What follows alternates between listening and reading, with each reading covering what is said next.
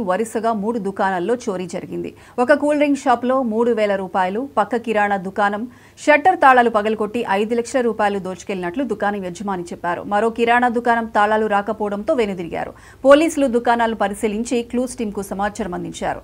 Clues team అధికారులు సంఘటనా స్థలానికి సంబంధించిన వేలిముద్రలను సేకరించారు. సీసీ కెమెరాల ఆధారంగా విచారణ చేపడతామని సీఐ వెంకటేశ్వర్లు చెప్పారు.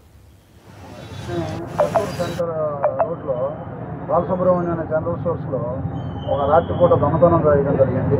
ఒకే వ్యక్తి సింగిల్గా వచ్చి ఒక ఆటోలో వచ్చేసి ఈ షాపు తారాల బాగా కొట్టి కొంత నగదు దోచుకొని ఇవ్వడం జరిగింది. ఇప్పటి వరకు కూడా ఎటువంటి ఓపెన్ చేయలేదు. ఇప్పుడే క్లూస్ టీమ్ వచ్చింది. క్లూస్ టీమ్ వచ్చిన తర్వాత మొత్తం ఒకసారి క్లూస్ కూడా ఏమొస్తే వెరిఫై చేసుకొని ఎంత మొత్తం పోయింది, ఏం జరిగింది అనేది మొత్తం వేరీ చేసుకొని దాని ప్రకారం కేసు కట్టడం జరుగుతుంది. అతన్ని సీసీ కెమెరాలో కొంత ఐడెంటిఫై చేయడం జరిగింది. త్వరలోనే పట్టుకుంటాము. ఎంత పూర్తిగా తెలియదు, ఎందుకంటే ఇప్పుడు దాకా ఏం ఓపెన్ చేయలేదు. అనుకుంటున్నారు తప్పితే ఇప్పుడు మొత్తం ఓపెన్ చేసి ఆ డబ్బాలన్నీ వెరిఫై